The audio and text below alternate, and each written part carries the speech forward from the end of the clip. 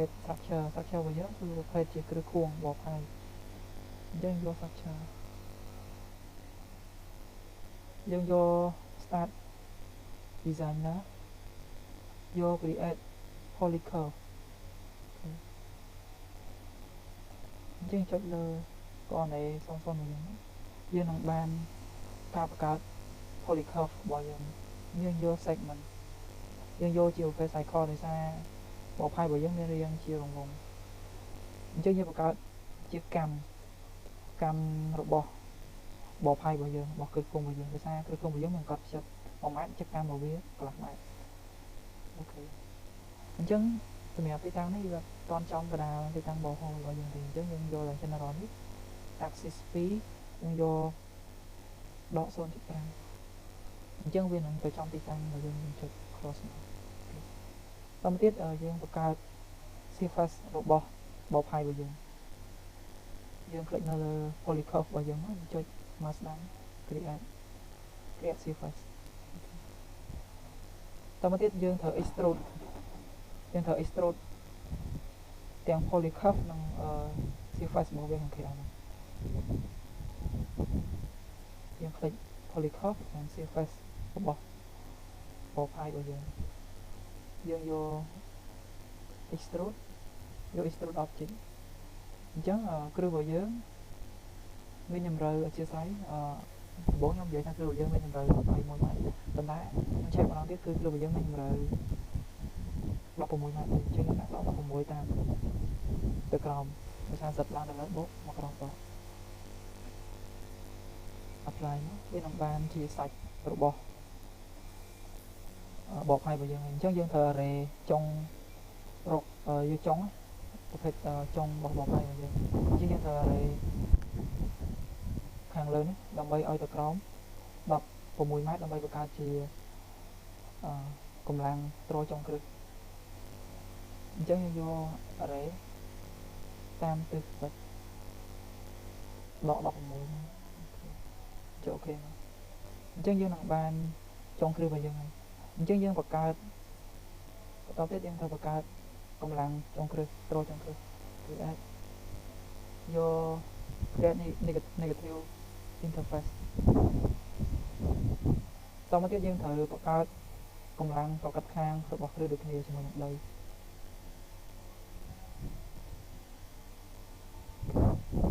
អញ្ចឹងយើងបានអស់ហើយតមកទៀតយើងត្រូវបង្កើតជាសម្រុតភាសាយើងអាច zoom សម្រុតដើម្បីទៅរកកម្លាំងរបស់គ្រឹះខួងរបស់យើង create surface prescript displacement យក 10% របស់យ៉ាងម៉ែត្រព្រឹងអញ្ចឹងវាដក 0.1 ស្មើនឹងទឹកអូខេអញ្ចឹងយើងបានអស់ហើយសម្រាប់ step structure អញ្ចឹងយើងចាប់ផ្ដើមមេះយើងចុចមេះមកតមកទៀតយើងយក create generate mesh យើង medium ស្រាប់ប៉ាម៉ែត្រសម្រាប់តម្លៃមួយចំនួននេះយើងអត់ដូរទេចុច OK អញ្ចឹងដីរបស់យើងចាប់ផ្ដើមមកហើយយើងចាំបន្តិច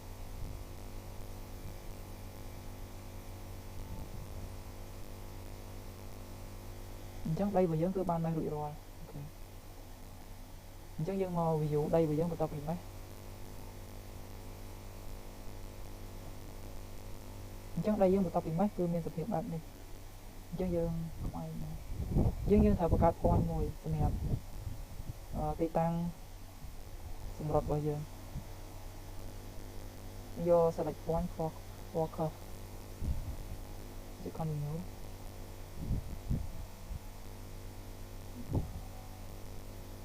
អញ្ចឹងខ្ញុំ zoom in វាដល់ចំណុចកណ្ដាលរបស់ចុងគ្រឹះខ្ញុំคลิกនៅលើចំណុចកណ្ដាលហ្នឹងคลิกលើ coordinate ចុច update អញ្ចឹងខ្ញុំចប់ដំណាក់កាលនេះនឹង set ទីតាំងនេះយក stage construction អញ្ចឹងដល់វគ្គដែលយើងចាប់ផ្ដើម install បកផាយរបស់យើងអញ្ចឹងសម្រាប់ initial pass មួយនេះខ្ញុំត្រូវបង្កើត pass មួយទៀត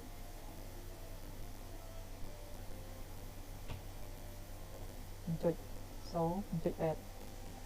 ចឹងសម្រាប់ pass នេះខ្ញុំដាក់ឈ្មោះវា ID វាគឺ Warpie installation ឃើញ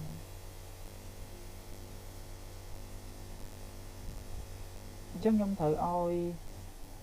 stop ដីនីមួយៗបញ្ចូល stop ដីនីមួយៗញ៉ាំដែរអញ្ចឹង stop ដីលើនេះគឺ stop ដីទី1 stop ដីទី2សម្រាប់ material stop ទី3 stop ទី4អញ្ចឹងខ្ញុំហាយដីដើម្បីចាក់ material របស់ Warpie ប៉ុន្តែករណីនេះគឺ Warpie របស់យើងអត់បានបង្កើត material ទេខ្ញុំយកបង្កើត material Warpie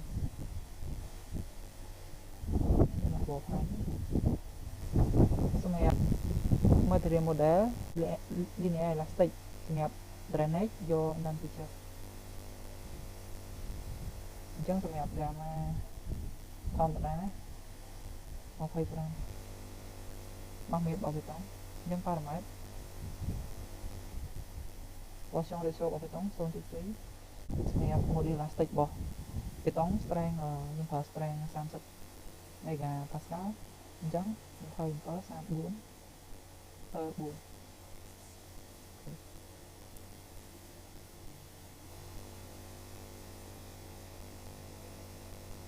នេះ plastic rigid ខ្ញុំបង្កើត material បេតុងបង្កើត material របស់ Warpie បានហើយអញ្ចឹងខ្ញុំត្រូវចាក់ material វាអញ្ចឹងខ្ញុំចាប់ដើមហាយដីហើយមកស្អាតណាស់អញ្ចឹងខ្ញុំ select Warpie របស់យើងសម្រាប់ material design យក Warpie យើងវានឹងស្គាល់សម្រាប់ pass 1យើង pass 2ដូចគ្នាទីខ្ញុំចាប់ដើមបើកដីវិញខ្ញុំមក design ដីចូល layer 1 layer 2 layer 3 layer 4អញ្ចឹងខ្ញុំហាយដីបើក geometry ខ្ញុំហាយដីមកស្ដាំហាយអញ្ចឹងសម្រាប់នេះខ្ញុំត្រូវបិទ interface វាខ្ញុំคลิกបើក interface នឹងសម្រាប់របស់វាអញ្ចឹងខ្ញុំត្រូវបិទវាវិញខ្ញុំត្រូវចាក់ material របស់ Warpie របស់យើងអាសាខ្ញុំយក Warpie អញ្ចឹងខ្ញុំបើកទាំងអស់វិញបើក geometry សម្រាប់ pass 1នេះខ្ញុំអត់បើកសម្រាប់កម្លាំងរដ្ឋានិងសម្រាប់ទេតែសម្រាប់ pass 2ខ្ញុំត្រូវបើកវា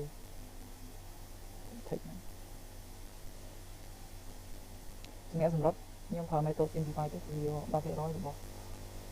យ៉ាងម៉េចរបស់ Chris អញ្ចឹងខ្ញុំចាប់ផ្ដើមគណនាយក calculate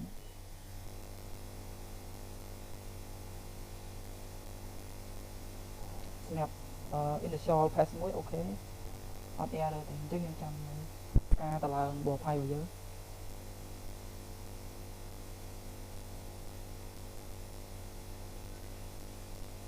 អញ្ចឹងសម្រាប់ឈៀតពេលកំឡុងពេលគណនាចង់បញ្ជាក់បងប្អូនថានេះគ្រាន់តែវីដេអូចែកម្លែកទេតាម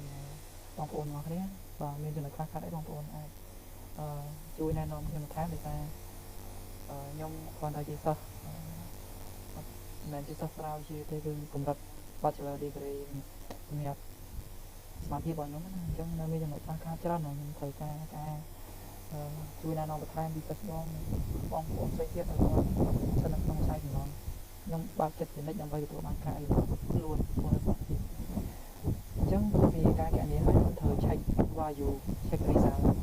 check drive អញ្ចឹងខ្ញុំយកពី menu calculation result ខ្ញុំយក continue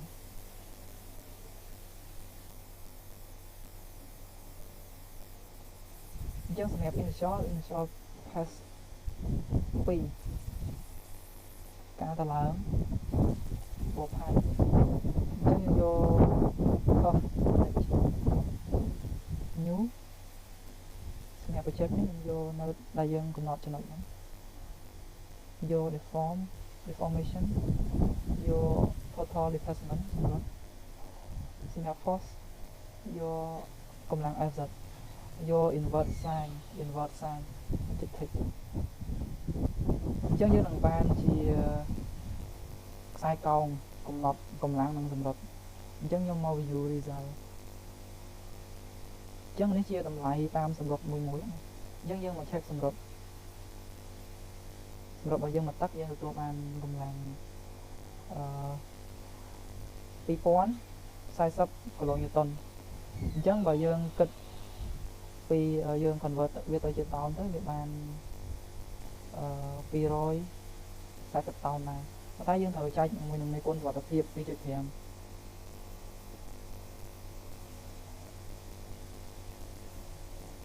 ចែក 2.5 អញ្ចឹងយើងបានវា816គីឡូញូតុនអញ្ចឹងខ្ញុំត្រូវចែកវានឹង10អញ្ចឹងវាបាន81.6តោនអញ្ចឹងសម្រាប់គ្រឿងមួយដើមនេះវាត្រូវបាន81.6តោននៅពេលយើងសេតសម្រុតមកទឹកហើយយើងចែកជាមួយនឹងមេគុណសុវត្ថិភាព 2.5 អញ្ចឹងត្រឹមវិញថាវីដេអូនេះគ្រាន់តែជាការចែកម្លែកពីការ model ស្ទប់ដីយក parameter ដីការបង្កើតជា borehole ការបង្កើតជា structure បបផាយនិងការ assume សម្រុតដើម្បីរកកម្លាំង